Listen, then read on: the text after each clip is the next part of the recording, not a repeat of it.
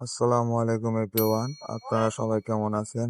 আজকে আমার লাইফের সেকেন্ড ব্লগ, আপনাদেরকে স্বাগতম। আমি যাচ্ছি আমাদের কনকশাল বাজারে নির্বাচনী প্রচারণার কাজে। তো দেখেন, আমার সাথেই থাকেন, দেখেন আমি কি কি করি। আজকে খুব মজা হবে। এটা হচ্ছে আমাদের সেই কনকশাল বাজার। এইটা হচ্ছে আমাদের কনকশাল বাজারের পার্টি অফিস। এই অফিসে নির্বাচনী কাজ করছি টিএমসি ভাইয়ের।